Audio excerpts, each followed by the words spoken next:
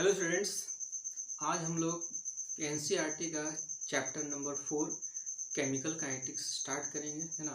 तो chemical kinetics होता क्या है? केमिकल काइनेटिक्स जो है दो वर्ड से मिलकर बना हुआ है, केमिकल एंड काइनेटिक्स। काइनेटिक्स का मतलब क्या होता है? स्पीड, है ना। तो ये क्या है? केमिकल काइनेटिक्स है क्या? तो केमिस्ट्री का वो ब्रांच है जिसमें हम लोग किसी भी रिएक्शंस के रेट का स्टडी किया जाता है, रेट ऑफ रिएक्शन का स्टडी किया जाता है ना। और वो रिएक्शंस जो है, रेट ऑफ रिएक्शन जो है किस किस फैक्टर पे डिपेंड करता है ना। उसका किस किस फैक्टर पे डिपेंड करता है, रिएक्शंस का मैकेनिज्म क्या होता है, उसका स्टडी हम लोग क्या करते हैं, केमिकल काइनेटिक्स में किया जाता है। ठीक है। तो केमिकल काइनेटिक्स में जो है हम लोग स्टार्ट करेंगे, है ना। तो पहला है क्या, हम लोग देखेंगे कि क्लासिफिकेशन ऑफ रिएक्शन, है ना। रिएक्शंस का क्लासिफिकेशन। तो on the basis of speed, है ना, रिएक्शंस को हम लोग तीन पार्ट में क्लासीफाई करते हैं। एक होता है क्या, फास्ट रिएक्शन, है ना। एक होता है क्या, स्लो रिएक्शन, और एक होता है मॉडरेट रिएक्शन। ठीक।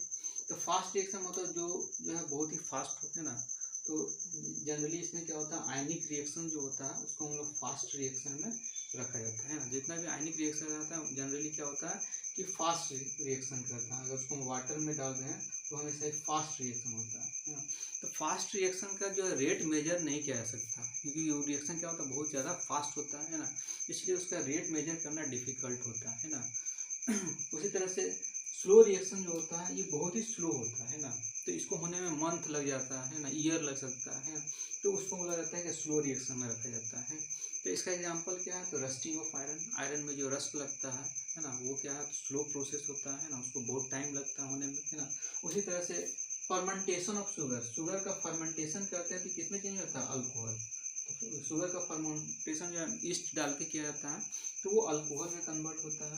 तो यही प्रोसेस क्या होता है, इसको होने में मंथ लग जाता है ना। तो ये क्या है, तो स्लो प्रोसेस है। उसी तरह से फॉर्मेशन ऑफ कोल, कोल का फॉर्मेशन है तो उसको ईयर्स लग जाते हैं, बहुत सारा साल लग जाता है कोल को बनने में, है ना। उसी तरह पेट्रोलियम हो गया, तो ये सब क्या होता है, स्लो प्रोसेस में आता है ना। तो जो स्लो प्रोसेस होता है उसका भी रेट जनरली हम लोग मेजर नहीं कर पाते हैं ना, क्योंकि वो बहुत ही स्लो होता है ना। बहुत ज़्यादा स्लो होने के चलते भी हम किसी उसका जो है रेट मेजर करना डिफिकल्ट हो जाता है ना। और मॉडरेट स्पीड रिएक्शन मतलब होता है क्या, कि वैसा रिएक्शन जिसका हम रेट जो है इजीली मेजर कर सकते हैं ना, लैब में ले जाके इसका हम रेट मेजर किया जा सकता है ना। तो वो हो गया क्या है कि मॉडरेट स्पीड, ये बहुत ज़्यादा फास्ट होता है, ये बहुत ज़्यादा स्लो होता है, और ये क्या मॉडरेट स्पीड में होता है। तो जो मॉडरेट स्पीड में जो रिएक्शन होता है उसका रेट मेजर करना जो है ईजी होता है ना। तो इसको हम लोग लेबोरेटरी में इसका हम रेट आसानी से मेजर कर लेते हैं ना। तो इसका एग्जाम्पल क्या हो जाता है, मॉडरेट स्पीड रिएक्शन का एग्जाम्पल, है ना। इसका एग्जाम्पल हो जाएगा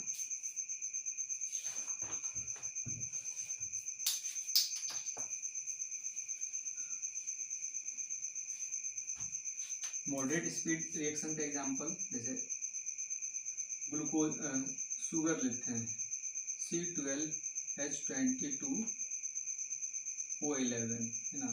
इसका नाम होता है सुक्रोज, इसको बोलते हैं। अब इसको हम वाटर के साथ हाइड्रोलाइसिस करते हैं तो ये तुम्हारा बनता है क्या, C6H12O6, C6H12O6। एक होता है ग्लूकोज और एक होता है क्या, फ्रुक्टोज। तो सुक्रोज का हाइड्रोलाइसिस करते हैं तो ग्लूकोज प्लस फ्रुक्टोज बनाता है। दोनों जो है फार्मूला सेम रहता है, मगर दोनों का स्ट्रक्चर अलग अलग होता है, दोनों में अलग अलग फंक्शनल आइसोमर रहता है ना। तो इसीलिए इसको हम लोग क्या कहते हैं, ग्लूकोज होता है, एक फ्रुक्टोज होता है।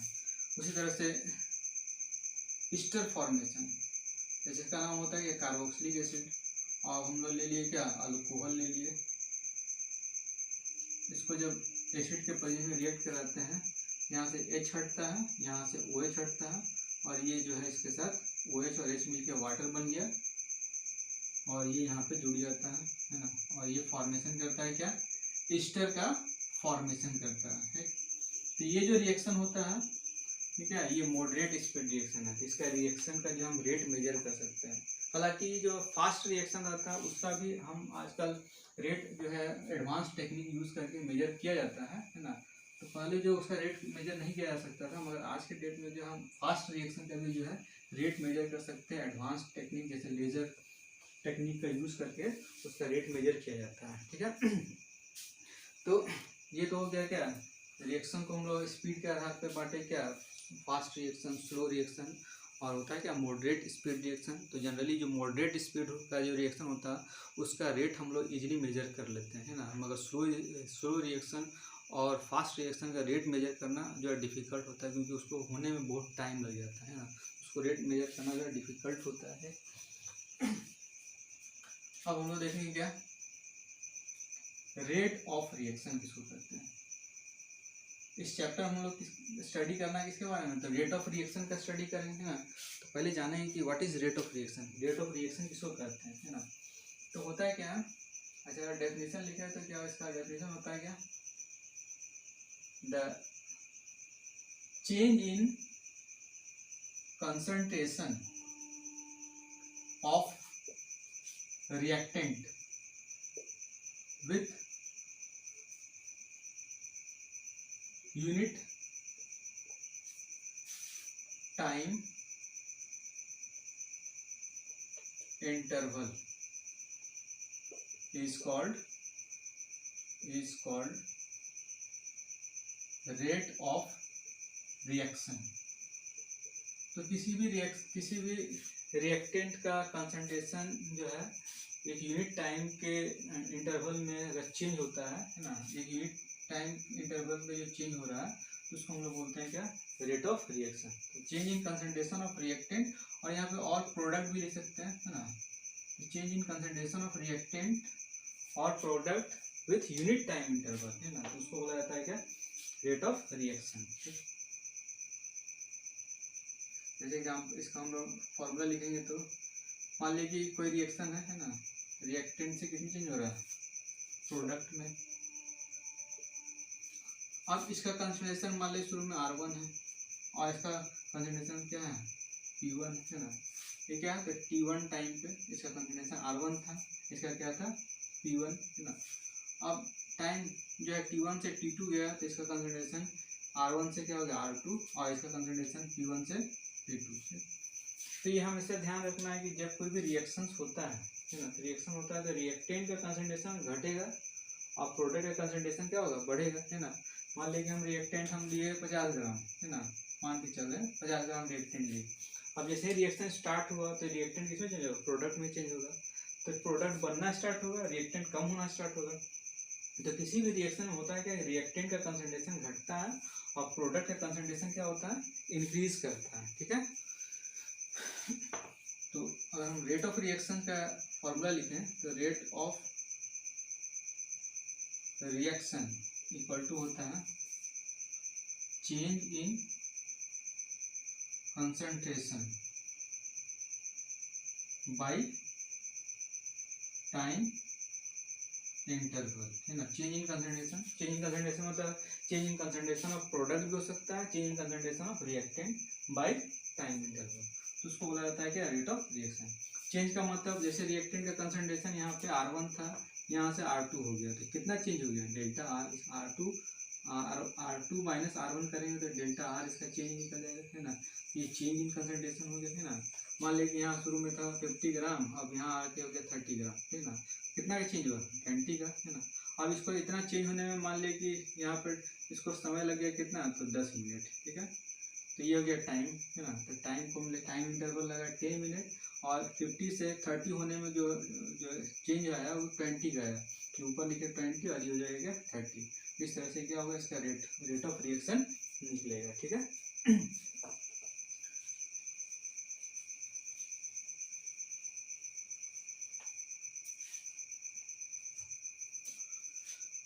तो रिएक्टेंट किसमें चेंज हो रहा है, प्रोडक्ट में। अब इसका हम लोग रेट लिखना है, रेट ऑफ रिएक्शन। तो रेट ऑफ रिएक्शन क्या होता है, change in concentration by time interval, है ना। अब हम रिएक्टेंट के टर्म में लिखते हैं तो इसको लिखा जाता है decrease in concentration of reactant by time interval, ठीक। और प्रोडक्ट के टर्म में लिखेंगे तो प्रोडक्ट का कंसंट्रेशन बढ़ेगा, है ना। जैसे रिएक्टेंट क्या होगा, जैसे जैसे रिएक्शन होगा रिएक्टेंट का कंसंट्रेशन घट रहा है और प्रोडक्ट का क्या होता है, बढ़ते जाएगा। तो यहाँ आप लिखेंगे increase in concentration of product by time interval. ठीक है, तो रेट ऑफ रिएक्शन को हम ऐसे भी दिखा देते हैं, decrease in concentration of reactant by time interval और increase in concentration of product by time interval. अब हम सिंबल से रिप्रेजेंट करना चाहते हैं तो इसको हम लोग लिख रहे हैं क्या, चेंज आ रहा है तो चेंज को हम लोग डेल्टा से दिखाते हैं। इसका रिएक्टेंट का कंसंट्रेशन डिग्री डेल्टा आर हो गया कि चेंज दिखाया, और टाइम इंटरवल को डेल्टा टी से। डिक्रीज जब भी होता है तो उसके आगे हम माइनस साइन दिखाते हैं ना, इसका कंसंट्रेशन घट रहा है इसलिए माइनस साइन दिखा रहा है, तो माइनस क्या इंडिकेट कर रहा है, डिक्रीज इन कंसंट्रेशन। और प्रोडक्ट का कंसंट्रेशन बढ़ रहा है इसलिए आगे प्लस दिखाते हैं, और ये delta P bye delta T है ना, तो ये रिप्रेजेंटेशन हो गया। तो रेट ऑफ रिएक्शन को हम ऐसे रिप्रेजेंट करेंगे ना, तो रिएक्टेंट का कंसंट्रेशन घट रहा है ना। अब ये जो डेल्टा आर है ये क्या होता है, ये हम लोग लिखते हैं क्या, R2 माइनस R1, ठीक है ना। और डेल्टा P का मतलब क्या होता है, P2 माइनस P1, ठीक है। देखो यहाँ पे माइनस आया तो माइनस का मतलब ये मत समझना है कि इसका वैल्यू माइनस में आएगा, ठीक है ना। तो यहाँ पे हम क्या कर रहे हैं, R2 माइनस R1, ठीक। तो R2 बड़ा है कि R1 बड़ा है, पहले तो R1 होगा, R1 से R2 में गया होगा, R1 से R2 में गया तो कम है ना, इसका वैल्यू तो कम हो जाएगा, और इसका वैल्यू ज़्यादा होगा। इसको जब हम घटाएंगे तो वैल्यू क्या आएगा, इसका वैल्यू निगेटिव आएगा, है ना। और यहाँ पे पहले से क्या है, माइनस है ना, तो माइनस माइनस क्या हो जाएगा, प्लस हो जाएगा, ठीक। तो ऑलवेज वैल्यू जो है प्लस में आएगा, इसका भी रेट ऑफ रिएक्शन प्लस में आएगा, इसका भी वैल्यू प्लस में आएगा। मगर यहाँ पर हम लोग दिखाएं क्या है, तो यहाँ पे जो है कंसंट्रेशन को डिक्रीज कर रहा है ना, तो यहाँ पे R2 माइनस R1 लिखे हैं। यहाँ पे P2 बड़ा है, यहाँ पे P1 छोटा होगा, क्योंकि इसमें क्या होगा कि प्रोडक्ट का कंसंट्रेशन बढ़ते जाएगा। P1 से P2 गया तो बढ़ा, ये बड़ा है ये छोटा है, तो इसका वैल्यू क्या आएगा, पॉजिटिव आएगा, तो ये भी क्या आएगा, सेम पॉजिटिव आएगा, ठीक है।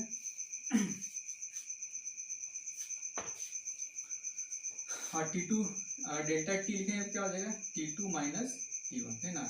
तो डेल्टा आर का मतलब R2 minus R1, delta P का मतलब होगा P2 माइनस P1, ठीक है ना।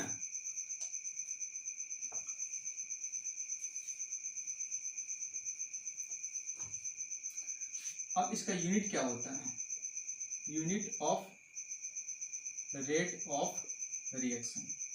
रेट ऑफ रिएक्शन का क्या यूनिट होगा ना, तो इसका यूनिट क्या होता है, तो रेट ऑफ रिएक्शन जो होता है, रेट ऑफ रिएक्शन जो होता है चेंज इन कंसंट्रेशन होता है, चेंज इन कंसंट्रेशन लिखते हैं बाय टाइम इंटरवल लिखा जाता है ना, change in concentration by time interval. तो कंसंट्रेशन का यूनिट क्या होता है, मोल पर लीटर, ये हम लोग पढ़े कंसंट्रेशन अगर मोलरिटी के टर्म में लिखेंगे तो मोल पर लीटर, और टाइम का यूनिट हो गया क्या, सेकेंड। तो इसका यूनिट क्या होता है, मोल पर लीटर पर सेकेंड, है ना।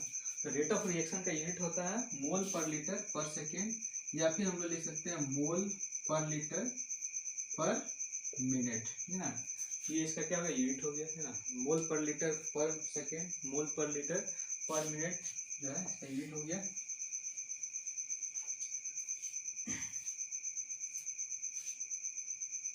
अब देखो जो रेट ऑफ रिएक्शन जो होता है ये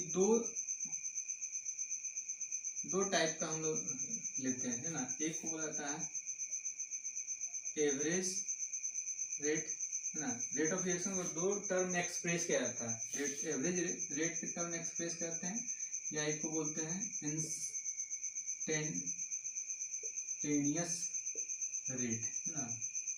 एक होता है एवरेज रेट और एक होता है इंस्टेंटेनियस रेट। तो एवरेज रेट और इंस्टेंटेनियस रेट में क्या डिफरेंस है ना। तो एवरेज रेट होता है क्या कि अगर हम किसी भी रिएक्शन का रेट मेजर कर रहे हैं और लार्ज टाइम इंटरवल में मेजर किया जाता है तो उसको बोला जाता है क्या, एवरेज रेट, है ना। It is measured over a large time interval. इसको हम लोग लार्ज टाइम इंटरवल पे मेजर किया जाता है ना। और इसको क्या करते हैं, it is measured over a very small time interval ना, इसको जब मेजर करते हैं तो बहुत ही स्मॉल टाइम इंटरवल में मेजर किया जाता है ना। तो इसको जो हम रिप्रेजेंट करना है एवरेज रेट ऑफ रिएक्शन को, इसको हम delta x by delta T से दिखाते हैं। डेल्टा क्या दिखाता है, लास्ट टाइम को, है ना। डेल्टा टी भी लास्ट टाइम को रिप्रेजेंट करता है। इसका रेट मेजर, इसका रेट को एक्सप्रेस करना है तो D X by D T से रिप्रेजेंट करते हैं, है ना। तो इसको हम लोग बोलते हैं कि इंस्टेंटेनियस रेट जो होता है ना, इंस्टेंटेनियस रेट इक्वल टू क्या होता है, average rate as the time approaches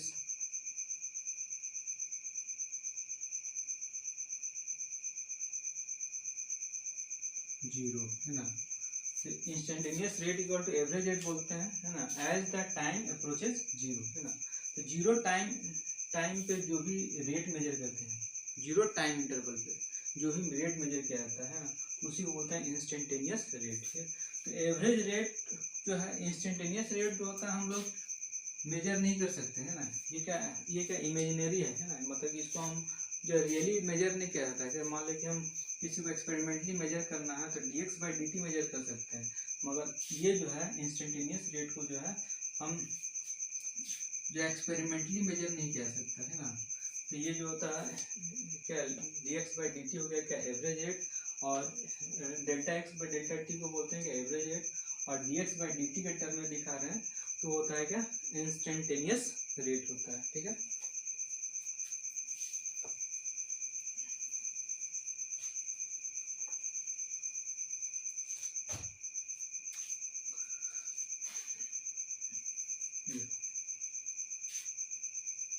मान लीजिए expression for rate of reaction, rate of reaction का एक्सप्रेशन हम लोग कैसे लिखते हैं ना। मान लीजिए कि रिएक्शन लिख रहे हैं ए, है ना, और ये क्या हो गया बी, चेंज हो गया क्या सी और डी में, ठीक है। अब इसका हमको रेट एक्सप्रेशन लिखना है। तो रेट एक्सप्रेशन कैसे लिखा जाता है, तो rate equal to rate of reaction equal to होता है क्या, 1 बाय, देखो जो आगे कोफिशिएंट में लगा रहेगा उसको हम लिखते हैं 1 बाय ए लिखते हैं ना। ये रिएक्टेंट इसलिए आगे क्या लाए माइनस, है ना, D A by D T, है ना। इंस्टेंटेनियस के टर्म में भी लिखा सकते हैं, एवरेज रेट के टर्म में भी लिखा जा सकता है ना। अब यहाँ पे भी रिएक्टेंट है जिसका आगे क्या रहेगा minus 1 by B D B by D T.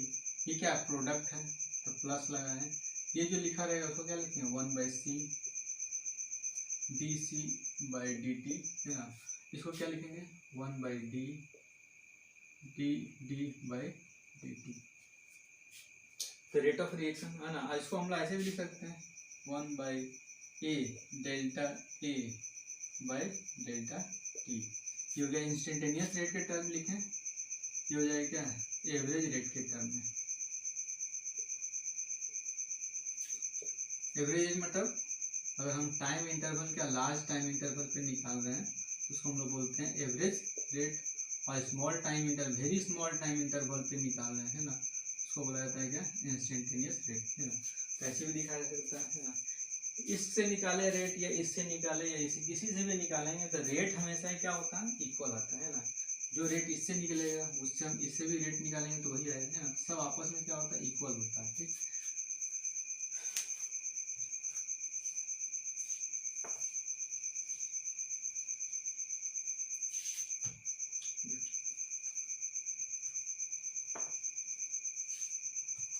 जैसे एग्जांपल में N2 + 3H2 है, इसका ये बनाए क्या 2NH3। इसका रेट इक्वेशन लिखना है, क्या लिखेंगे तो rate of reaction equal to dN2/dt। ठीक, अब इसके बाद ये 3 है, क्या लिखेंगे 1/3, रिएक्टेंट है तो आगे क्या लगेगा माइनस, ये भी रिएक्टेंट है आगे माइनस, 3 है तो 1/3 लिखना है, dH2/dt है ना। इसके बाद क्या हो जाएगा, प्रोडक्ट है तो प्रोडक्ट आगे प्लस 1/2 dNH3/dt है ना। इस तरह से रेट एक्सप्रेशन लिखा जाता है ना। और देखते हैं NH3 प्लस O2 ये कंबाइन करता है तो NO प्लस H2O बनाता है ना, 4 5 4 6, इसका रेट लिखना है। तो rate of reaction equal to होता है 1/4 है ना, ये है, इसको 1/4 लिखे, रिएक्टेंट है तो माइनस लगाएं, dNH3/dt हो जाएगा 5 है, -1/5 dO2/dt, यहाँ हो जाएगा प्लस 1/4 ना dNO/dt, यहाँ पे हो जाएगा प्लस 1/6 dH2O/dt। ठीक, तो जो भी कोफिशिएंट उसको क्या है बाई में लिखना है ना, प्रोडक्ट के आगे प्लस लगाना, रिएक्टेंट के आगे माइनस। ठीक, ये तुम्हारा क्या हो गया रेट ऑफ रिएक्शन का इक्वेशन। इस तरह से हम लोग क्या करते हैं, रेट ऑफ रिएक्शन का इक्वेशन लिखा जाता है ना।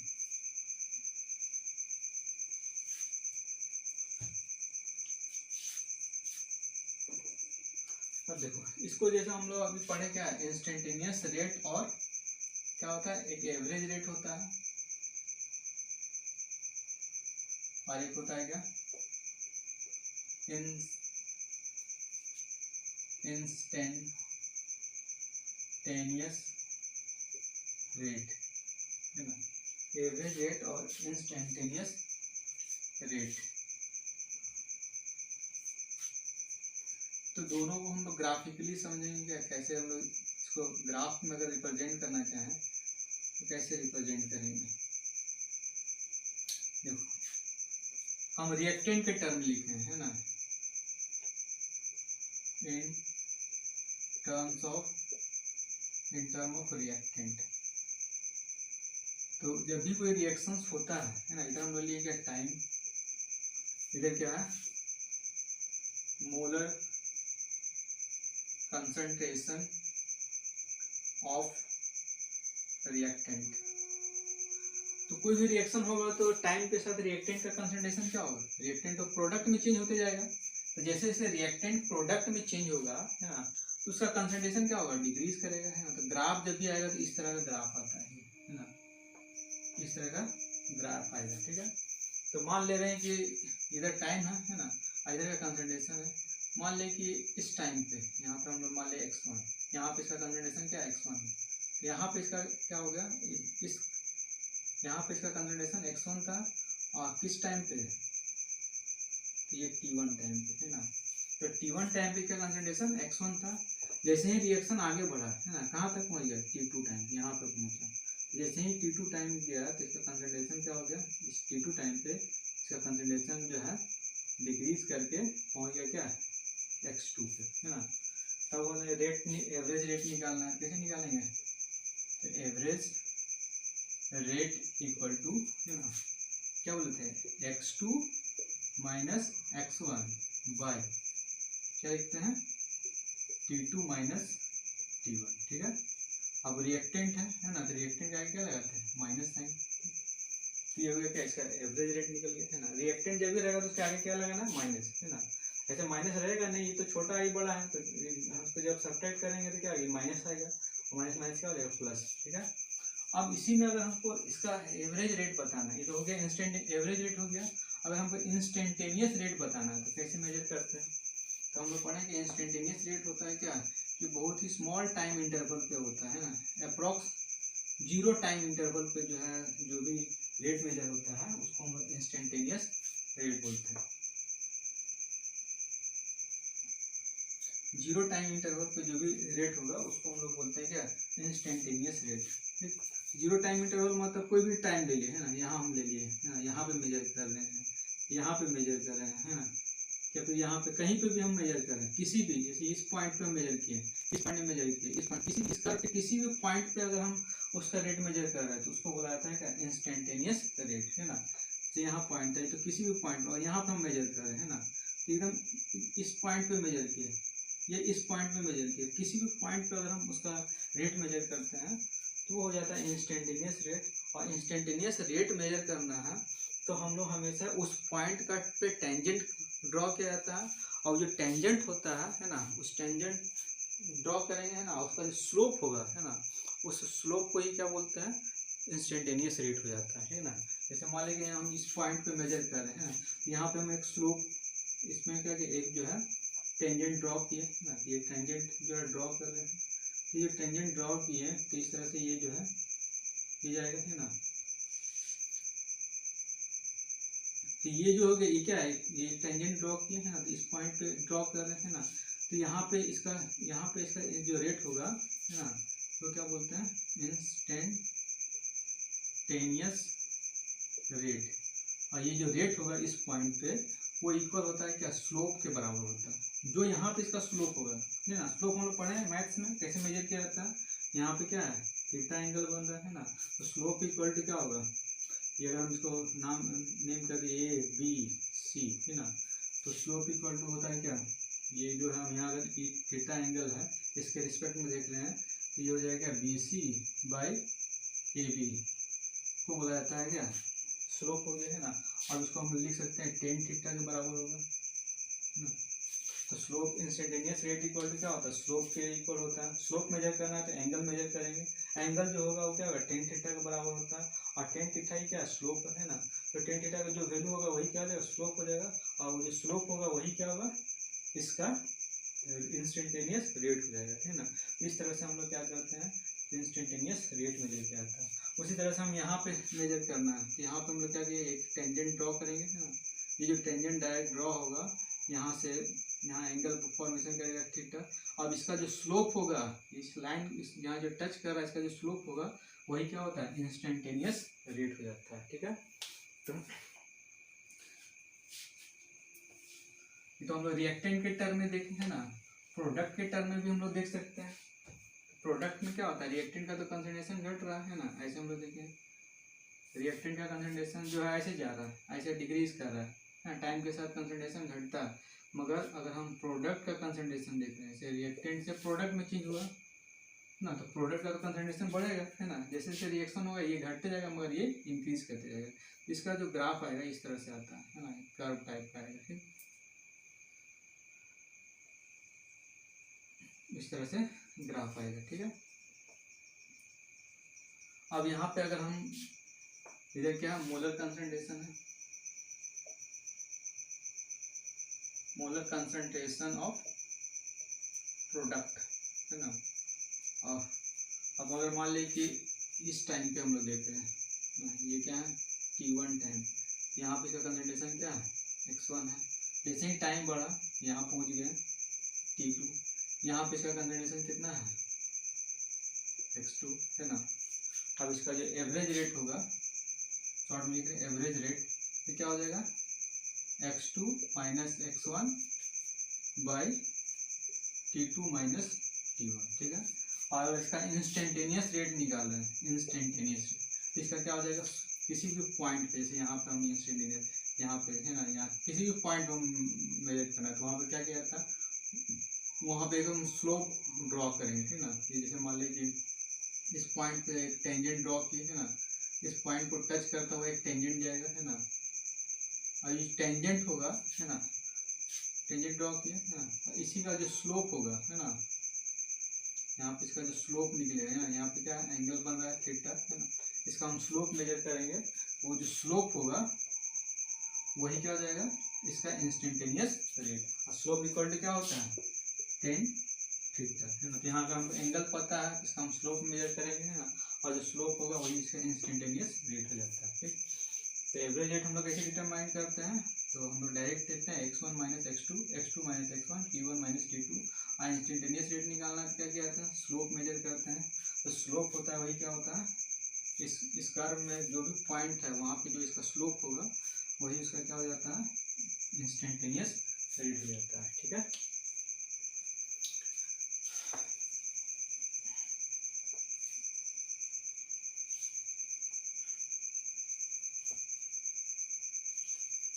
क्वेश्चन देख लेते हैं।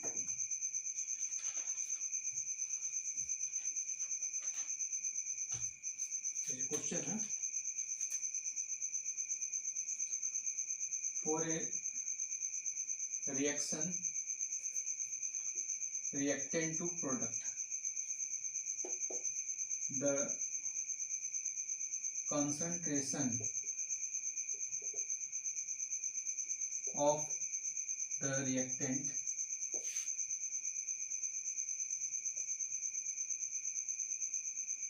change from 0.03 m to 0.02 m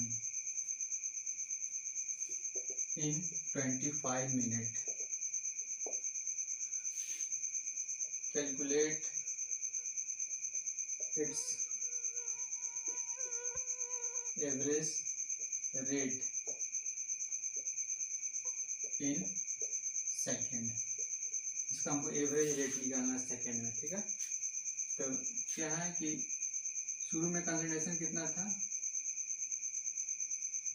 0.03 है ना, से कितनी चेंज हो गया 0.02 m है ना। इससे इसमें चेंज होने में टाइम इंटरवल कितना लगा, तो जो टाइम इंटरवल इससे इसमें क्या, इसका जो टोटल टाइम इंटरवल है वो क्या 25 मिनट हो गया है ना।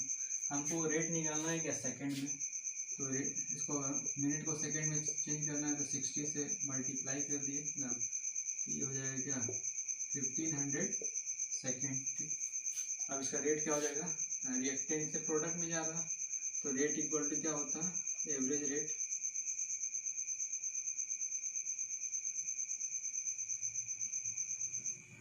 इक्वल टू हो गया change in concentration of decrease in concentration of reactant by time interval, ऐसे लिखते हैं। अब ये जो है माइनस क्या होता है R2 माइनस R1 ऐसे लिखेंगे बाय डेल्टा टी। R2 क्या है, तो ये हो गया 0.02, R1 हो गया 0.03 बाय टाइम इंटरवल 1500 है ना। तब इसको सॉल्व करेंगे कितना हो जाएगा, देखो सब्ट्रैक्ट करेंगे तो माइनस 0.01 आएगा, माइनस 0.01 माइनस माइनस क्या हो गया प्लस हो गया 0.01 बाई 1500। ठीक है, इसको लिख सकते हैं 1 into 10 to the power minus 2 और 15 into 10 to the power minus 10 to the power 2 है ना। अब इसको हम करेंगे 0.06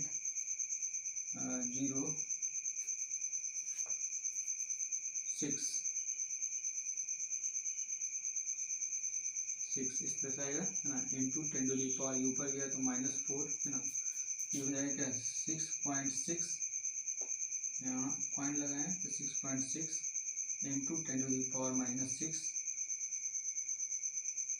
इसका यूनिट हो जाएगा क्या मोल पर लीटर। यूनिट क्या होता है, रेट का यूनिट क्या होता है मोल पर लीटर, सेकेंड में है तो पर सेकेंड। ठीक है, ये इसका निकला क्या है एवरेज रेट है ना, रेट इक्वल हो गया क्या 6.6 इंटू 10 टू द पावर -6 मोल पर लीटर पर second.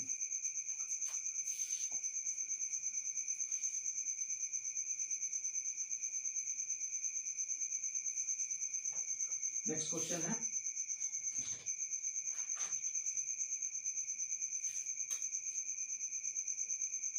in a reaction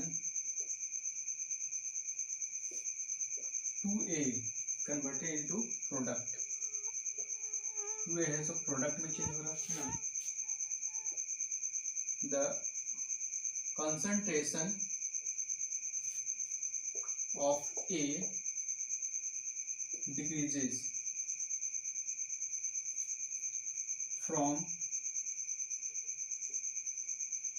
0.5 mole per liter to 0.4 mole per liter। ठीक है, in 10 मिनट, 10 मिनट में चेंज हो गया है ना। Calculate the rate of reaction, इसका रेट ऑफ रिएक्शन कैलकुलेट करना है। रिएक्शन क्या है, 2A किसमें चेंज होगा, प्रोडक्ट में ना। अब इसका जो रिएक्टेंट का कंसंट्रेशन कितना है, R1 है 0.5 मोल पर लीटर है ना, और R2 है 0.4 मोल पर लीटर। 0.5 से क्या हो गया, 0.4 मोल हो गया। और इसमें टाइम इंटरवल कितना लगा, तो इसमें टाइम लगा क्या, 10 मिनट है ना। अब इसमें नहीं बोला है कि किस में रेट निकालना है, मिली सेकेंड में निकालना है क्या कि मिनट में निकालना है। तो हम डायरेक्ट मिनट में भी निकाल सकते हैं है ना। तो इसका रेट इक्वल टू क्या हो जाएगा, रेट ऑफ रिएक्शन क्या लिखते हैं, रिएक्टेंट का कंसंट्रेशन दिया हुआ है ना, कंसंट्रेशन ऑफ ए का कंसंट्रेशन इतना से इतना घटा, तो रिएक्टेंट का दिया हुआ है। तो इसका इक्वेशन क्या बनेगा, पहले इक्वेशन लिखेंगे है ना। तो देखो यहाँ पे 2 लगा हुआ है ना, तो जहाँ पे कोफिशिएंट लगा तो क्या होता है 1/2, रिएक्टेंट है तो माइनस लगेगा, change in concentration of A/T, ये फॉर्मूला हो गया है ना। अब यहाँ पे 1/2 ये क्या है, इसको लिखेंगे क्या, R2 माइनस R1, ठीक है, बाई टाइम इंटरवल कितना है 10 मिनट, ठीक है 10 मिनट।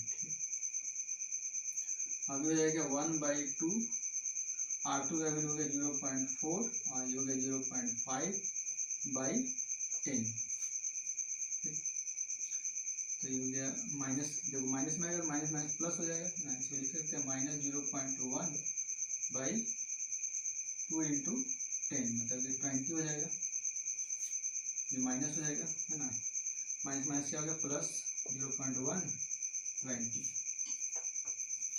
अब इसको हम लोग डिवाइड करते हैं, तो 1/20 इंटू 10⁻⁻1 0.05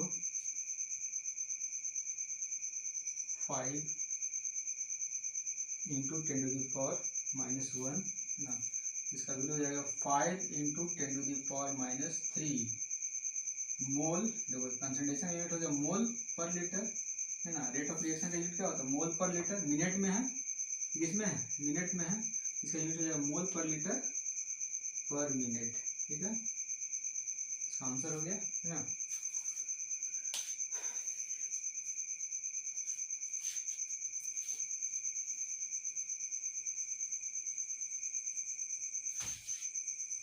तो आज के लिए इतना ही है ना, नेक्स्ट क्लास में हम लोग देखेंगे क्या और कुछ टर्म देखेंगे, रेट ऑफ रिएक्शन किस किस फैक्टर पे डिपेंड करता है ना, उसके रिलेटेड जितना भी कॉन्सेप्ट है उसको आगे देखेंगे है ना।